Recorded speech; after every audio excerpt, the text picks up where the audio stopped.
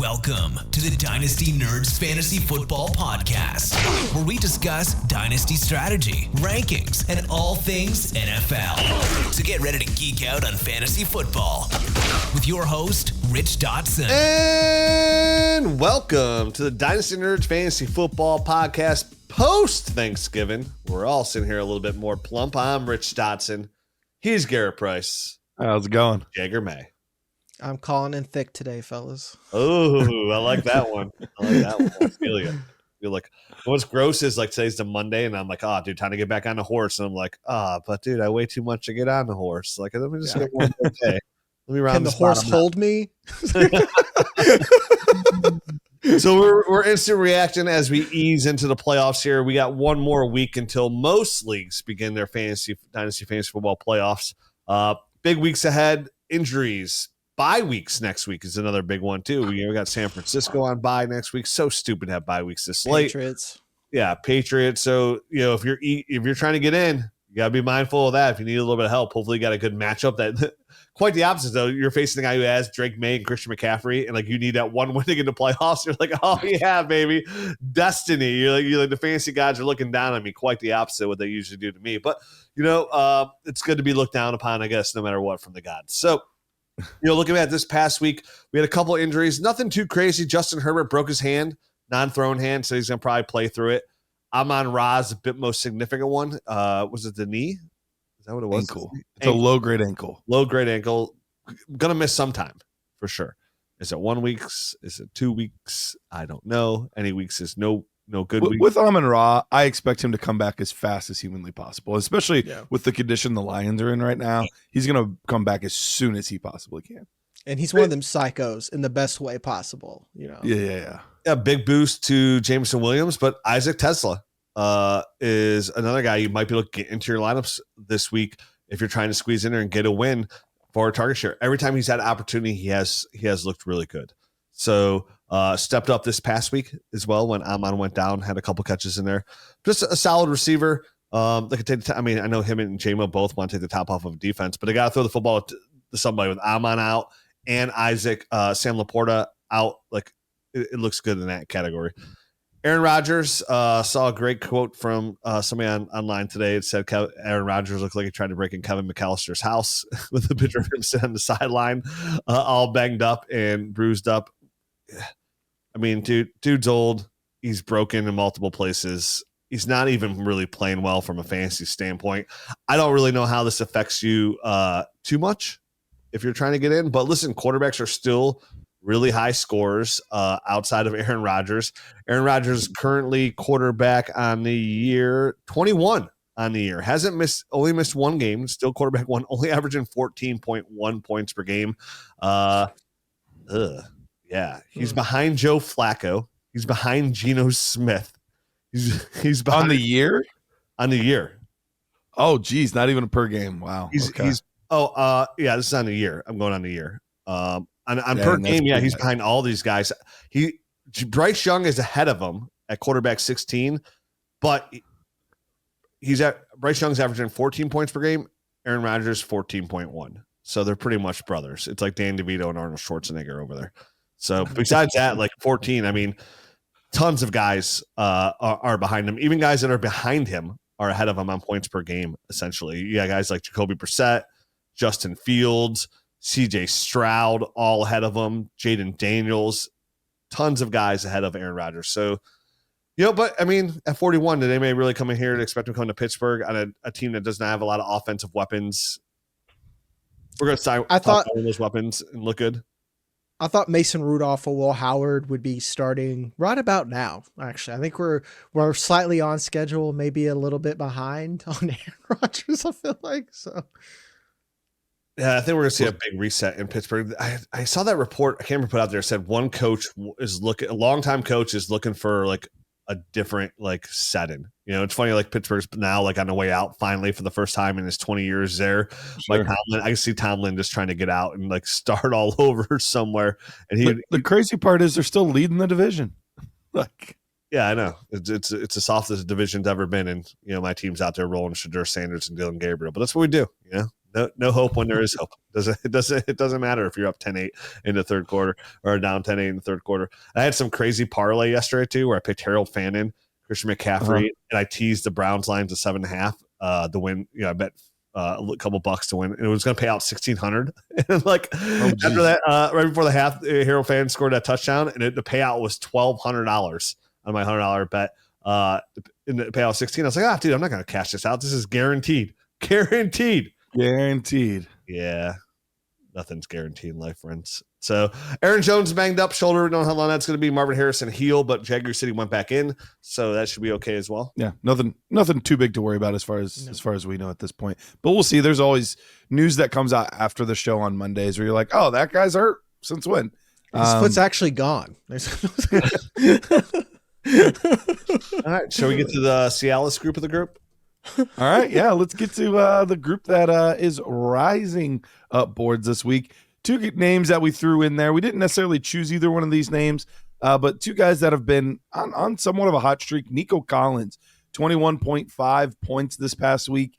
He has had over 20 points in 3 of his last 4 games. So he's been playing really, really well lately, regardless of what quarterback is in there. So great news as far as that goes.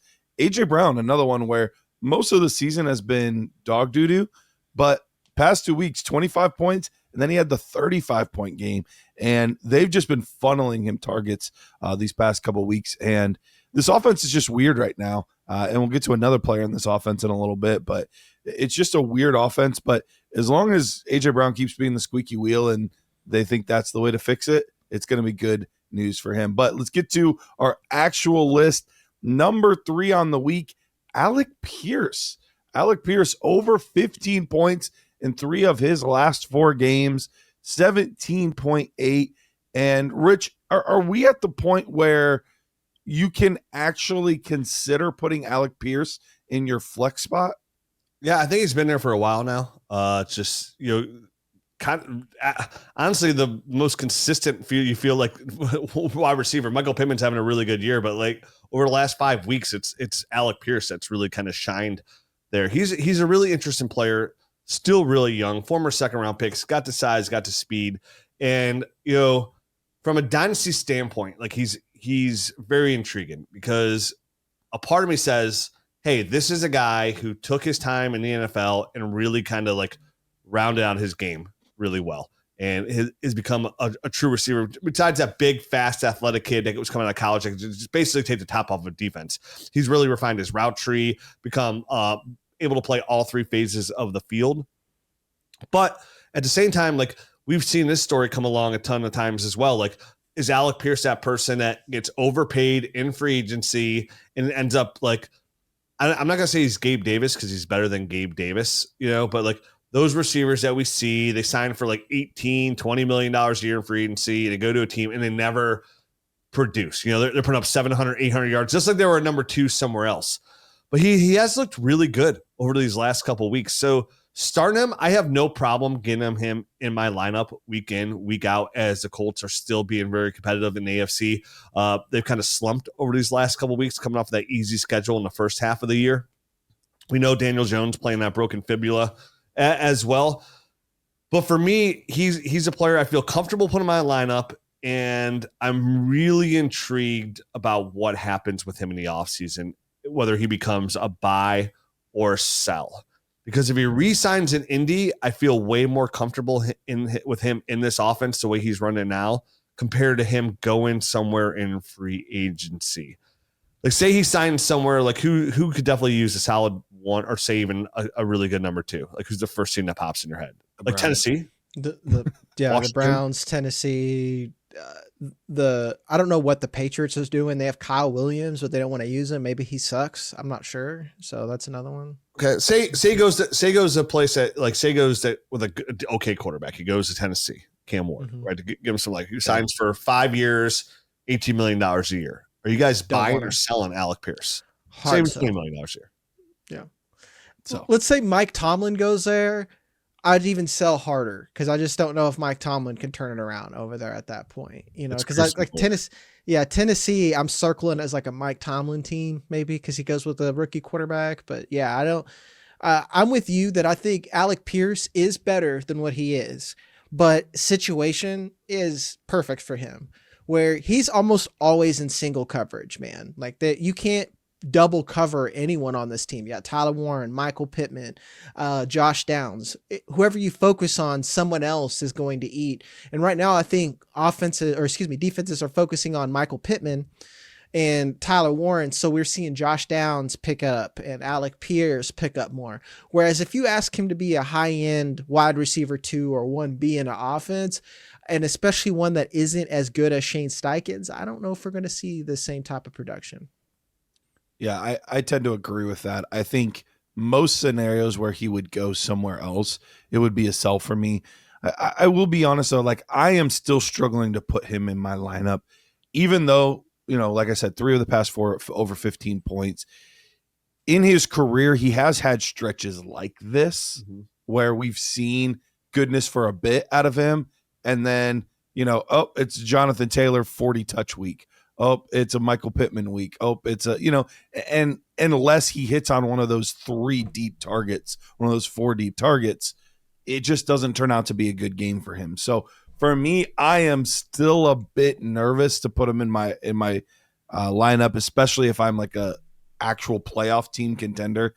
I'm still a bit on the nervous side. I think he's one of those excellent best ball players that I really struggle with in redraft or dynasty leagues. Yeah, he's an every other week kind of player that's going to give you over double-digit points, right? He's averaging 11.4 points per game in PPR leagues, and that's what he does. He's going to give you 8 points, then 17 points, then 5 points, then 17 points. And like he's the kind of player that you love to have on your roster as the bye week filler, the flex play that you need to get in there. You could do much worse with that 11 points per game. Just a solid, like he's the kind of guy that you want to have on the bottom of your roster that you can kind of put in your lineup when you need to as like your desperate play, right? Like your injury, your bye week filler, relatively healthy throughout his whole career. So like, when you got to be savvy about what receivers you're going to roster, right? Because what you don't want to do is like roster 30 receivers on your roster, like because they're all just solid names. Like you really do kind of want to narrow that down and fill your roster out with like running backs and tight end like upside there. Alec Pierce is a good one, and if he could be had for I think the value of Alec Pierce right now, if you approach somebody with him free agency, is like a late second. Like you probably get him for a late second. Somebody be happy offload him. And if I'm real thin at receiver and I want just to add a guy who can increase their value through free agency potentially, I would pay the price of a late second, and that's dependent, like if I can't get like a Jawan Jennings, like something along those lines. He feels to me like one of those players that would be easier to do like a player for player trade, because I feel like I could not give a second, but I don't think anyone wants to just take a third. So so that's the hard part, is like he's a weird one. Like I could see it being, okay, I have Tyrod Taylor and somebody's desperate for a quarterback because they just lost another quarterback. Okay, we'll trade Tyrod Taylor for, those kind of deals where it's like something like that to give you more long-term value on your team. But yeah, I think the second or thirds are going to be tough because one person's going to want one and the other person's not going to be willing to give it. Yeah, like Tyrone Tracy right now, I would sell go get Alec Pierce or something. Yeah. That is definitely the best avenue. Outside of a vacuum is go find a player for player. It's easier talking draft trade because you're right. Nobody's taking a third. A second we get it done. And I know saying a second out loud sounds really gross, but if you're talking about pick 23, 24 in a weaker class, like and if you ended up with Alec Pierce, a 25-year-old guy who could take a single high and take the top off and and be a solid guy that's rosterable, you feel pretty good about that draft pick. Like I feel like any second round pick that's a late second round pick, like really the back half, almost a third round pick that I can keep on my roster, that if I ever put them in my starting lineup at any point was a success. I really do feel that way. Like that I hit that pick. Like he helped me. Like at one point, like he helped my roster. It's so hard to hit those guys when you're talking about almost 10%, like a rate there. So I think I could do way worse with Alec Pierce. I love the player for player ideal, but again, if I need a receiver, say like I had Amon-Ra St. Brown right? And we're about to enter the playoffs. And this is the best I can do is out because again, it's all about, of course, there's 100 different receivers you go trade for, but say like Alec Pierce, you do, but the price tag's a second. I would pay the second, like for my playoff team if I had to. All right, let's go to trying to go buy him though. That's what I let's go to the next guy. And this is a player that has been on our Fallers list. And honestly, I wasn't sure we were going to get him back in on the Risers list, but here he is back again, doing the exact same thing that he did last year. Looks terrible for most of the season, but here he is again. Bryce Young back on our Risers list. He had 22.5 points this week. He had 30 a couple weeks ago. Had kind of a dud last week, but he's showing that he can be a capable starting quarterback. But here's why I actually put him on the Risers list, because for me, like, he's not really rising far up my board, but the team's winning. They're 7-6. They have played themselves out of the normal quarterback conversation and into, oh, this guy's good enough. And so the job security is increasing every week that they get closer to the playoffs and beat teams that are actually some solid football teams. So Jagger, for you, are you actually interested in him in fantasy, or is he just rising just because, well, he's winning and that'll mean other people are interested in him for fantasy? He's moving from, I don't want to immediately sell him. I'm not ready to go out and buy him. But you already said the question that I had is like, maybe he's just one of these late starters. We've seen that. We've had the opposite too, where, you know, like Ryan Fitzpatrick, he start out Tom Brady, finished that season looking like Ryan Fitzpatrick again, you know, that, and like maybe Bryce Young is opposite of that. And the other part that is just more tangible is the fact that he does have more job security at this point. They're playing themselves further and further out of that top quarterback conversation, depending on the draft.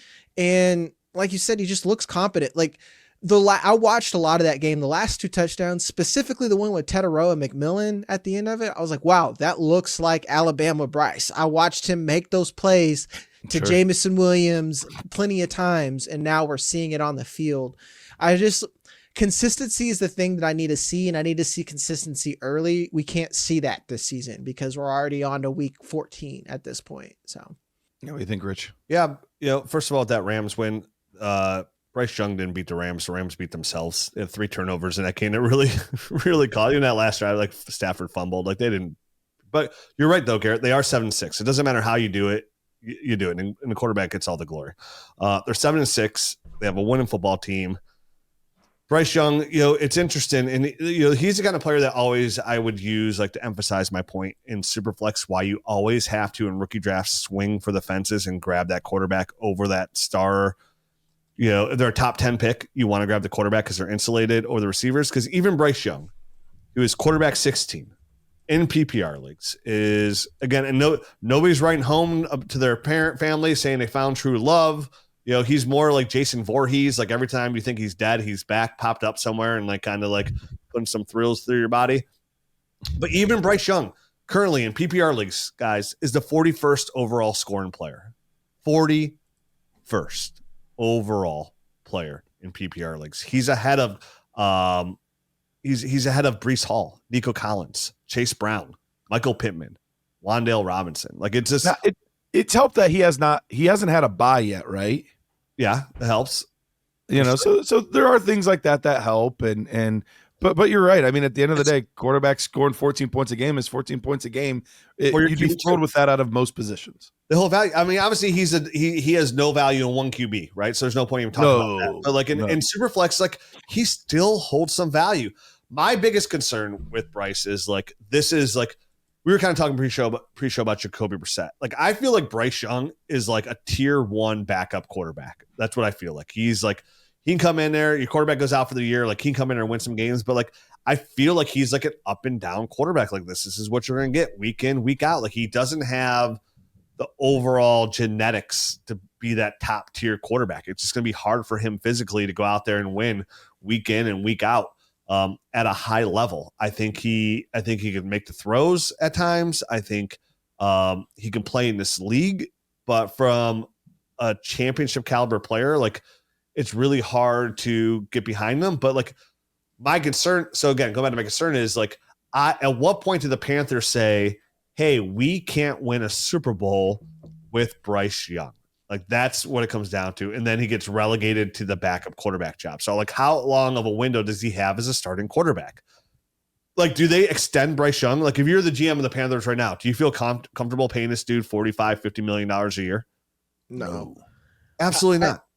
I wonder if it, again, I'm making up scenarios that I'm trying to get there and find the trade, but I feel like he's Jared Goff right now, and like early Jared Goff, to where the best thing that could happen is like a Lions Rams trade for him where they go and get their guy and he can go somewhere else. And do I say further develop? I don't know. Like Dave Canales is supposed to be a quarterback whisperer, so I don't know, but I feel like he's giving us at least baseline QB play, maybe slightly above backup. But like you said, he's not a franchise guy that's going to lift up this team and take him to the Super Bowl. You really need to have a Ravens scenario where you have a top defense. And I mean, they're doing a pretty good job at getting weapons right now, but surrounded with weapons and an offensive line, that's just like a lot of big ass to even be competitive like that, you know? And they're trying to do that. I mean, back-to-back years on first-round receivers and Xavier Legette, top 10, and Ted McMillan, you know, Chuba Hubbard and Rico Dottle have been very adequate at running back there. And it's just, yeah, I'm with you. Like, a different change of scenery could be nice, but at the same time, he needs like Sean McVay like to get him where he needs to be. Interesting player, like Jagger said, like, I'm not necessarily trying to buy, but if anybody was like, I'll put it this way, if anybody was trying to dump Bryce Young because he had a good game and they hate him, right? They just got to get him off their roster, their team at quarterback, and it's like, hey, Bryce Young for a second, and I had pick 1-6 down. So 2-6 down, I'd easily pay that for Bryce Young. Easily. Just ride it out there and have that quarterback 2 flex play on there as my quarterback 3. I did that earlier in the year in the Kings Classic League of Pat Fitzmarie. He's like, dude, I'll sell you Bryce Young for a second. I was like, sold. It's a late second too. This is earlier in the year. I was like, absolutely, man. He's my third quarterback for sure. If there's a scenario where you can get any quarterback that has more than just rest of season value for a second round pick, all day, twice on Sunday. But that being said, let's say it's a more typical situation. Let's say a team is like, he's rising, he's playing well, they're winning, blah, blah, blah, blah, blah. I'm going to need 201 from you. You know, whether it's your pick or not, you can decide that. But like, I'm going to need 201 from you. Would you do that? If I'm rebuilding, it could be your pick or not your pick, either way. But like, if I have multiple seconds, yeah, I know. Like I always use that as a caveat. If I have multiple seconds, I need a 201, and I desperately need a QB 2 in Superflex. Yeah, I'd do that. The reason I would do it because it puts me, and I say I need a quarterback. It just puts me in better position to take Jeremiah Love. Okay, does that make sense. You know, like, that makes sense. Now instead of like, dude, I need a quarterback. Dude, I really want to take Jeremiah Love, which is like taking a running back is like the riskiest thing you could possibly do when you're like in full rebuild. You have the 1-1. It's like, it always sucks when like there's no franchise quarterback there or anything like, which we don't know yet, right? We don't know. But like, and then the best players are running back. You're like, shit, dude, this is like not the way I want to like start my rebuild. Now, if he hits, you could obviously flip Jeremiah Love for a good return, but it's never as good as, these quarterbacks. So that being said, like if I can get Bryce Young and at 2-1, and that's a cost, and I could get Jeremiah Love, I feel better about that, I suppose. Or like, I mean, and then flip the script. Say your like quarterback just fell off the roof. Say you had Aaron Rodgers and I don't know who's somebody else that's completely like disappeared into Justin Fields and Geno Smith.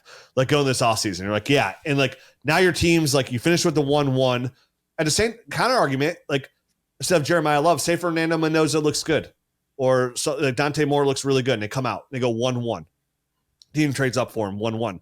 Now you have Bryce Young who's like 25, and you have that Dante Moore in your back pocket, so that's a good reset because you're not getting a quarterback at 2-1 in your new league, so you're probably going to take some like the 6th receiver in this class, probably the 8th receiver off the board somewhere along those lines, compared to having an actual starting quarterback, like you said, Garrett, like which would Which again, if he just stays steady at some point, you could trade Bryce Young down the road, possibly like package something, now you can use your shitty 2-1 next year or a 27 package with Bryce Young for a first, along those lines. So they move up. So I think I would do it in the right situation.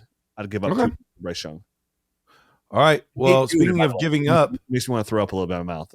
Tastes like turkey. I hear you on that. Speaking of giving up, if you haven't given up on this guy yet, maybe there's hope. Adonai Mitchell.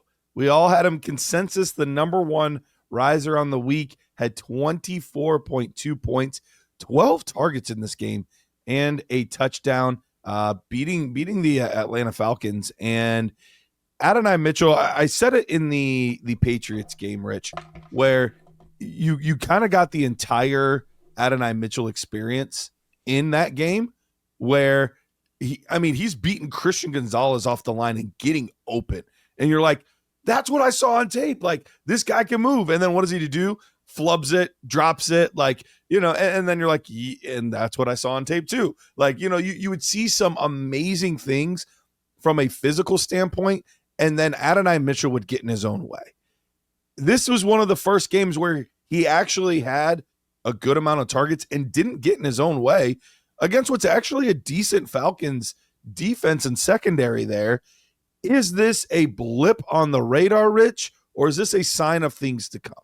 This to me is an absolute blip on the radar. Give me another week of it. I want to sell. He falls in the category. It's going to take a lot of smoozing for me to trust Adonai for what he did to me. Watching that tape again, he's a tremendous athlete. He's a really good player. He could be a number one in this league, but like the tape showed what we've seen throughout, right? Like this is a guy who gets in his own way a lot. I just don't know if I could trust him confidently to think that he could do this week in, week out right now when he's in this literally perfect situation on a team that's always, trying to stay within a game or play catch up in a game, who has nobody else to throw the football to. You mentioned 12 targets. So week before that, a ton of targets didn't produce. Like, that's what you're going to get. Like, what happens when Mason Taylor is in year 2? What happens when Garrett Wilson's back? Like, where does Adonai Mitchell fall into place without those 12 targets? Like, he's the kind of player that's going to be the roller. He's that perfect, like, Will Fuller, Gabe Davis, Alec Pierce kind of player, right? Like, it's now the upside is like, can he, like Alec Pierce, after a couple of years, really put it together and round out his game and be a true player? That is 100% on the table. But like, this short term, I have zero confidence in Adonai Mitchell right now. Like, it's okay to put him in your lineup now because, they're just going to phone the football for sure. But as a dynasty asset, like if there's a window where somebody's offering me, like going back to like a high second round pick, a 2027 second anywhere for Adonai Mitchell, I'd rather just go ahead and wash my hands because this is not a player in 2026 right now that I feel I could put in my lineup week in and week out confidently. I have zero confidence in him. What do you think, Jagger? I am higher than Rich is, and you guys are right where Adonai Mitchell's problem is Adonai Mitchell. Full disclosure, I had him ahead of Xavier Worthy when that draft class came around. I thought he was a phenomenal physical prospect. Like you said, this dude can separate and get open. That's not the problem. It's just like he's got that. He's Zay Flowers times 2. Like, oh my God, this guy's going to fumble, do like a ridiculous drop and really hurt you and the team in significant ways, despite like, even if he has 4 solid catches and snaps off a route on Christian Gonzalez. With that being said, his problems are very, very fixable.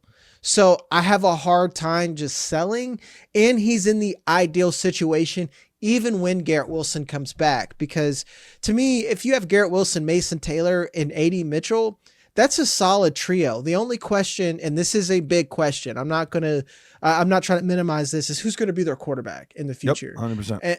And I feel so much better about this receiving core now than I did week 1. Because I'm like, wow, it's Garrett Wilson, a rookie tight end, and then people I don't care about at all. So a lot of this is like, I just need AD Mitchell to like, not fuck up. I'm sorry. Like, just like stop doing stupid stuff. And you're in a great spot to where you can really flourish. So am I buying? It depends on the cost. Am I selling? I think I'm going to hold on and see what happens. All right, let's say we get to the draft, because Jagger, I tend to be more where you're at, but then again, I was one of the high guys on him pre-draft. Me too. So yeah. I think he was my wide receiver 5 overall in the class. Like I had him very high because my tape score, just tape itself, not all of the other knuckleheadedness, I loved. I mean, he had a ridiculously high nerd score for me. But I said, this is one of my biggest boom bust guys ever, because I could see him being a legit wide receiver 1 in the league, and I could see him being out of the league in 3 years. Like all of those things are on the table. And I'm not sure all of those things aren't still on the table. Like, I don't know that we're any different than where we started, which is, I don't know if that's a good thing or a bad thing that we haven't regressed that far, but we haven't progressed that much. Like, I don't know. It's a mess. But all of that being said, if he gets in there with Garrett Wilson, and Garrett Wilson takes him under his wing a little bit, we get some solid play, he could be one of these really good wide receiver 2s in football. And I think where he's at mentally, and I'm making assumptions here, it would be good for him to be a wide receiver 2. I don't want him to be a wide receiver 1 on a team right now. He can't be a wide receiver 1 on a team. But I think if he's a really good number 2, and you mentioned the quarterback thing, right now the Jets have the 7th pick in the draft. So they dropped a little bit with that W yesterday. We'll see. They're tied with the Browns for 5th, but they could fall as far as 8th with their current, record. We'll see. There's a lot of game to still play out. 3-9 right now. But this is another team that I could easily see, like, if they're too far out of it, okay, maybe we just do a Mac Jones for a year and see how that goes. Or maybe we do, one of these reclamation projects. We'll see. We'll see how it all plays out. I'm not selling, but Rich, I hear your concerns, and I'm not necessarily at the point where, like, I would use an early second to buy him. I think I would use a mid-second. I think I would be okay with a mid-second. Like, if we get to our draft, and we'll have to see how my board shakes out, but if we get to, like, a 2-6 type of range, at that point you're looking at somewhere between a 15 to 20% chance of hitting. That's roughly where I'd put Adonai Mitchell as well, about a 15 to 20% chance of hitting. I think I would be willing to do that. Yeah, a late 26 second, I'd have no problem. I'd rather go ahead and I'll take any 27 second. I would no problem paying a late 26 second. I think that's what we're talking about, is like you were 2 guys, and Matt O'Hara as well was really big on Adonai Mitchell too on the tape score. 3 guys that really liked Mitchell coming out, and I just couldn't get over like how disconnected his tape was, all the things that, like him, like looking at trying to buy like almost a hot dog in the stands when he's on the field. You know what I mean? Like I think it was one of my comps one time. Like he's just like in la la land. And you're right. I think the biggest thing is, like Jagger said, like these are like very fixable issues, right? Like you argue like George Pickens was a knucklehead coming out. Yeah, actually, like a big knucklehead. But the talent to be a true number 1. And like now here we are, 4 years later, seeing like, oh wow, like George Pickens about to get paid, like he's an elite wide receiver 1. So I'm not like all out trying to give him away. Like I said, I would take a 27 second and go there, but a late 26 second I would buy him for, because he is only 25 years old in a good situation. And the Jets have all the draft capital in the world to get any quarterback they want in any draft, this draft, next draft, or anybody out there right now. So very interesting, but like, man, we all, like in life, man, we all those knuckleheads, right? Like, man, if Rich could just like stop being just an ass for a little bit, like he could actually go somewhere in life. But nope, here he is, still talking on a microphone, being an ass. Like, we just need you to lock in, Rich, just for one season. You can't change me. We had a guy in my high school, and I remember we had Akron University, which is a D1 school, came to our school to talk to 2 guys. They were talking to me, but they weren't really that interested in me. They were interested in the other guy on our team, who was a left tackle, 6'4", 330 pounds. And like, They really wanted him. And they're like, oh yeah, Garrett, you can come too. And so this kid, they basically told him like, hey, drop 15 pounds, we have a scholarship waiting for you. What happens? Does the complete opposite. And by mid-season of our senior year, gets beat out by a 190 pounder at left tackle. Like, there's just some guys where it just never clicks. Hopefully I had a guy like that. Those guys.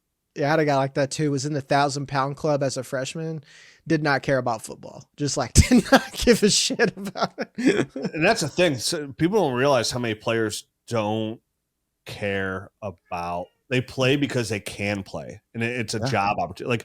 Like Justin Blackman, for example. Like Justin Blackman, top 10 pick, super talented.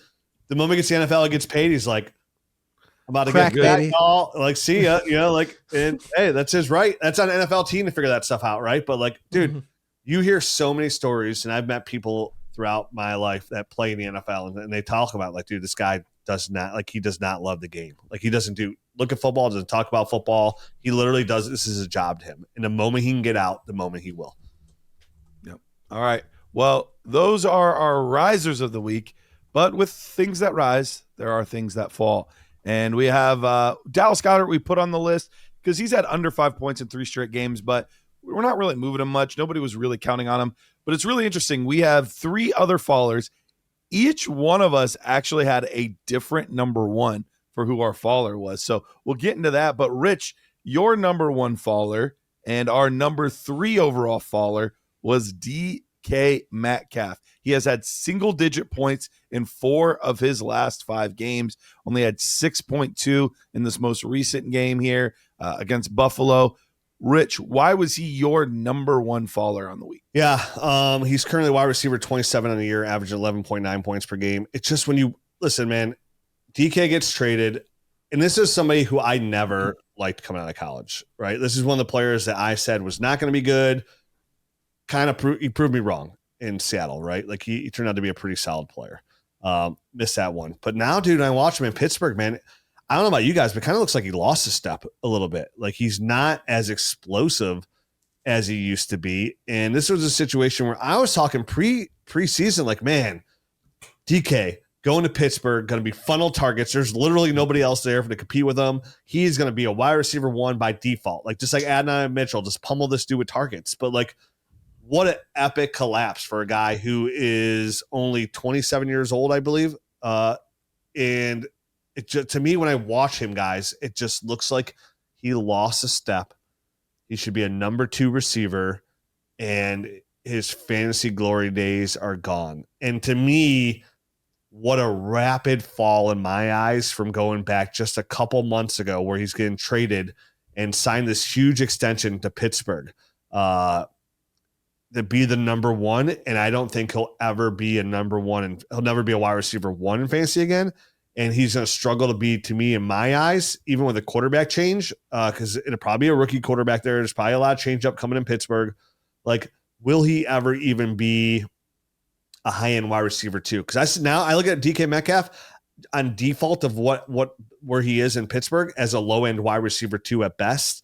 And that is not what you signed up for making for trades out there where you drafted him. His contract, a massive disappointment in this season, in his play, everything around him. And long-term, he's not going anywhere, so it's not getting better. So for me, from a dynasty value standpoint, an absolute plummet.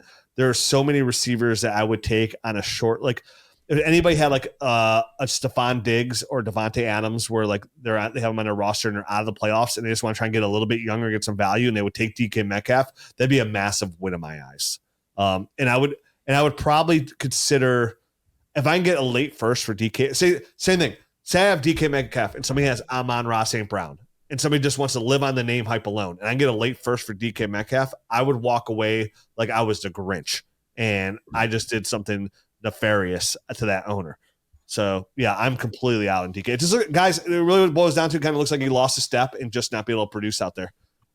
Jagger, you were on the opposite end of the 3 guys that we ended up choosing. He was the lowest one for you. So where do you see this maybe slightly different than Rich? Or is it just, I'm so down on the other 2 guys that he fell to 3 by default?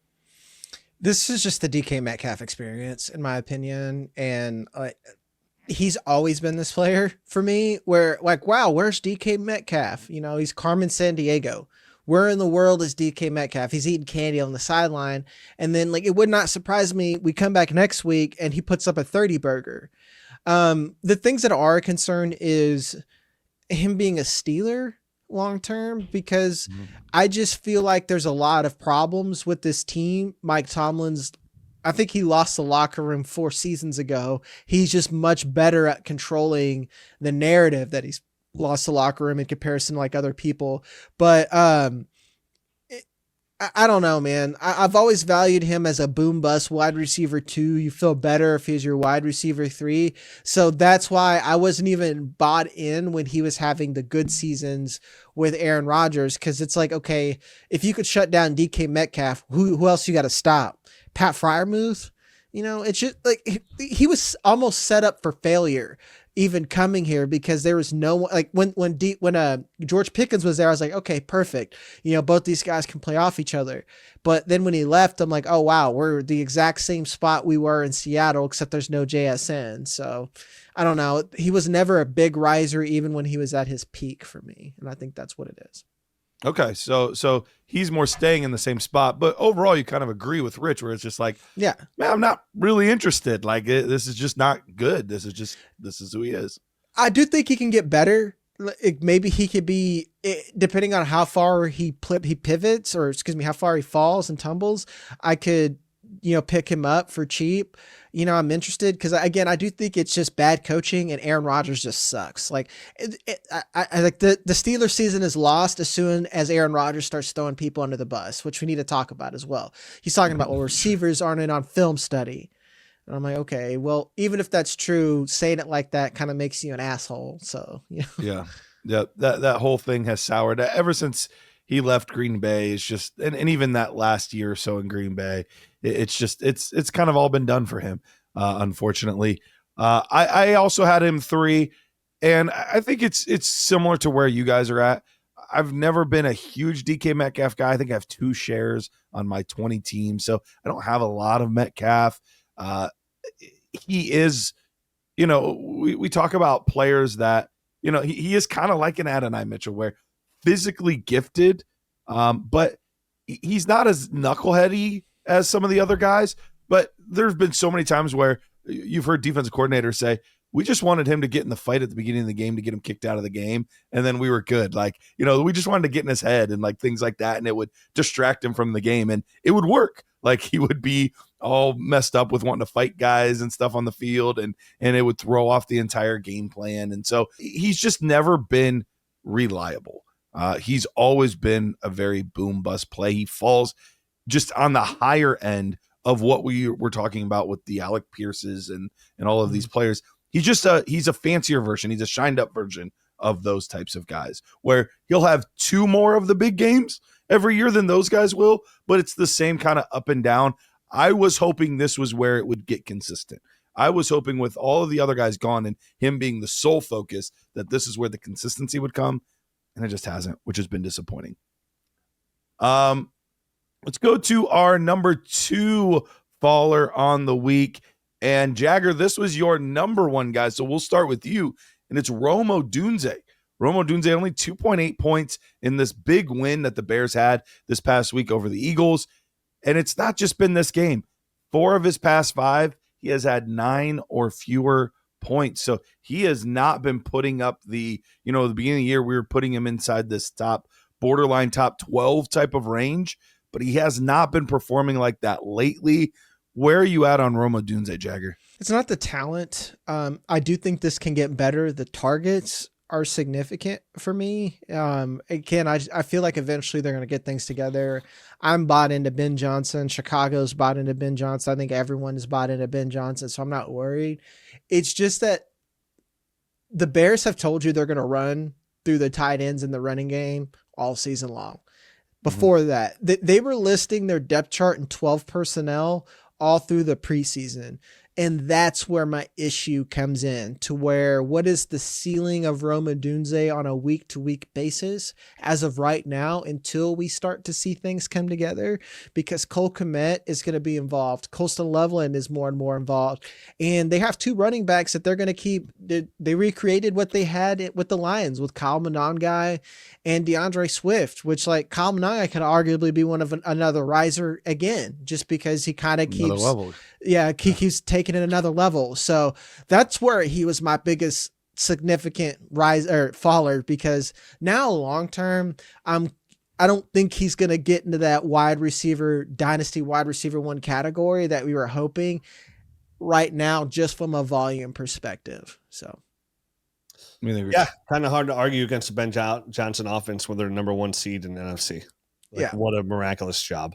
It's such a good offense. It's why he was such a coveted coach. He's doing exactly what he did in early Detroit.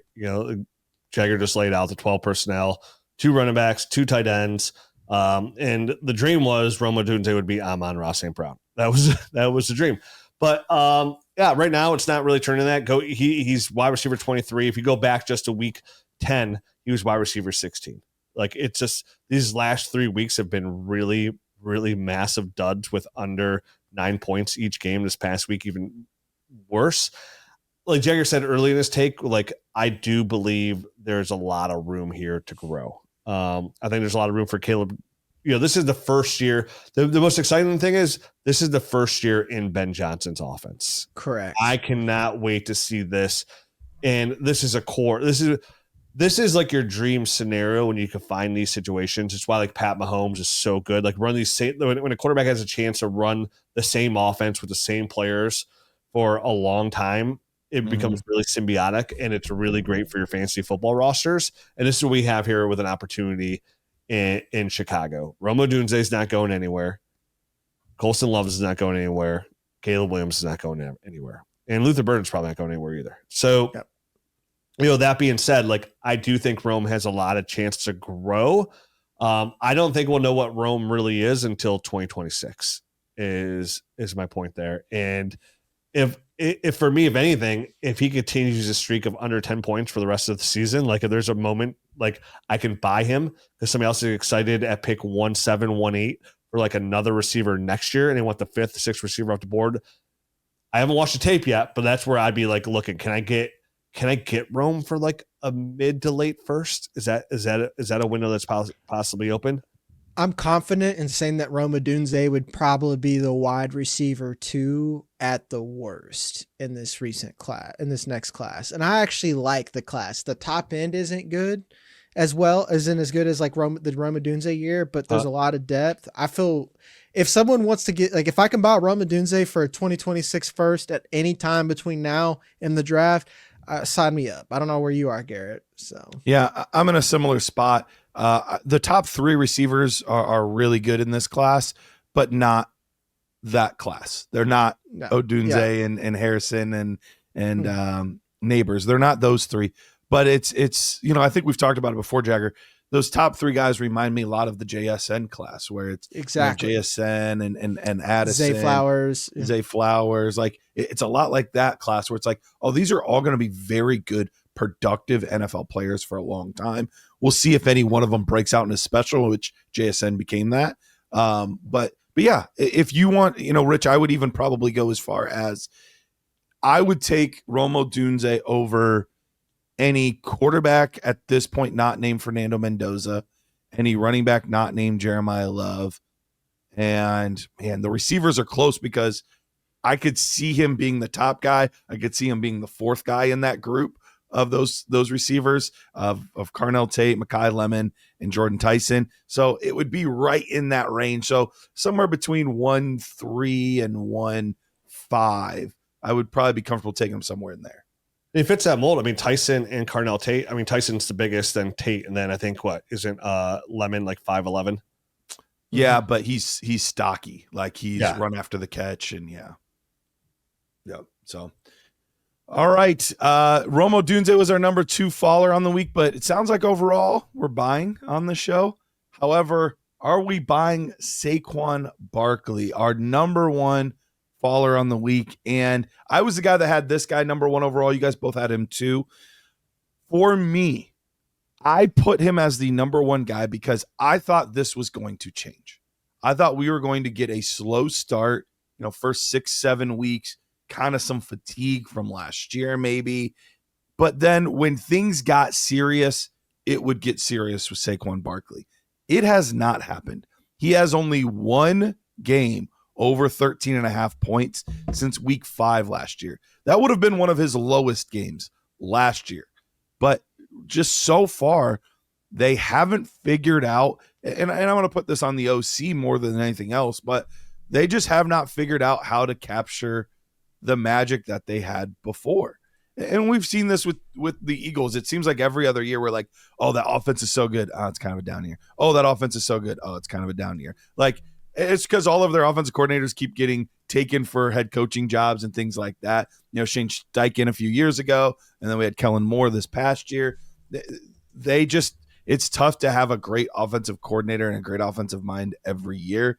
But Saquon Barkley, do we see a lane? And Rich, we'll start with you. Do we see a lane? Because chances are your trade deadline's passed. If it's not, you could potentially go buy him. So I guess you could talk to that, Rich. But do we see a lane for him to come back to earth or in a good way this year? Or even after this year, do things normalize? And is he just a good value right now?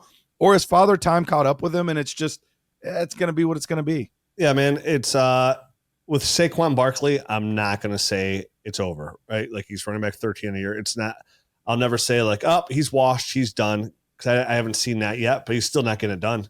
Offensive line's not as good as it used to be. And when it comes to buying, like, I don't know about you guys, but I'm not really overly quick on my feet to pay first-round picks or first-round picks plus for 29-year-old running backs. They're coming off bad years. So from a buy standpoint, absolutely not. If I'm a contender, okay. I guess the question is, like, more of this offseason, or even like now, since the last week of your trade deadline, you're a contender. You need running back help. Do you pay the late first for Saquon Barkley? Somebody just trying to get out.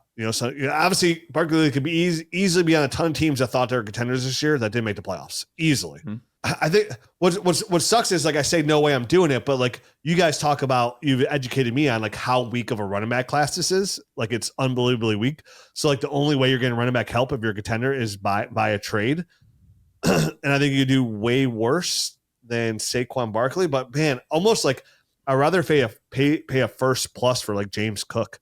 Like I'd rather go pay a little bit more for somebody I feel a little bit more sure on. I mean, like, Saquon, he's the only guy, Rich. He's the only guy that's available. If he's the only guy and I need running back help and I'm a contender and I need to get through this season, and then with the upside of next year for sure, yeah, I'd still pay a 26 late. Again, only a 26 late first for Barkley. I'm not jumping the 27 class. I'm not pushing my draft picks down the road with him as a depreciating asset to really sink my team down the road and make that pick even higher. But if I know, like, if I'm already in the playoffs now, so I know it's going to be a middle to late first for Barkley today, I'd pay it today. I'd pay that now. But that's the most. And that's me walking on a tightrope, hoping I don't fall, just so I've had a couple goes at it where I didn't. Like, it's a lot of upside there. But boy, am I worried. I don't know how you guys feel, but like, there's a lot to be worried about with this whole team. Like, it's such disarray with all the personalities in there. Like, nothing's going right for Philadelphia. What do you think, Jagger? Yeah, that's I would pay it because I don't think Saquon Barkley sucks. I think the play calling sucks. And if anything, Jalen Hurts is not play caller proof. And that is kind of damning for him as where we were putting him as a franchise quarterback. I'm not saying he is not a franchise quarterback, but I can't put him near Lamar Jackson. I can't put him near Patrick Mahomes or any of these guys who will make any coordinator look good because the play calling's bad. And we clearly are seeing that they can't get all parts of this offense moving at the same time.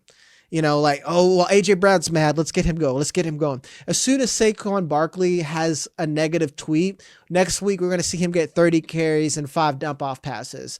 That's the iteration that we're in within this offense, to where Devontae Smith is now in the shadow realm. So it's hard for me to... The long term, I'm not as worried, even though he is 29. But I don't know if paying for Saquon Barkley is going to get it done.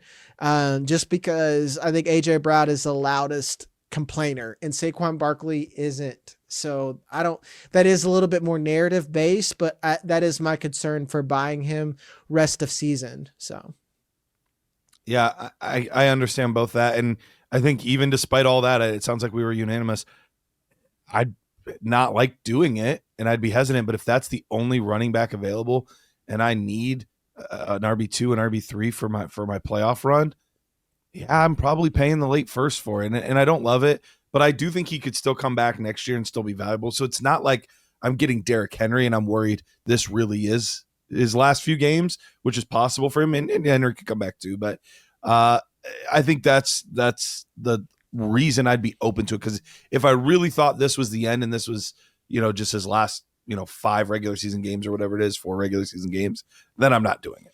But if I think I get next year too, which I do, I'm willing to do it. But it is a concern. So that wraps up our Risers and Fallers episode. Rich, anything? We from did you? it. No, give Barkley more touches. Maybe it'll work out more than 10. Hey, man, it worked out last year. Turns out when you give these really good guys a lot of touches, it yields yards and touchdowns. So. I think it's involved in the passing game. So see you next week. Let's see what happens here, KB. Let's give Saquon Barkley the ball, KB. I'll just give you the full top rating. We'll be back with Risers and Fallers next week. Until then, we'll see you.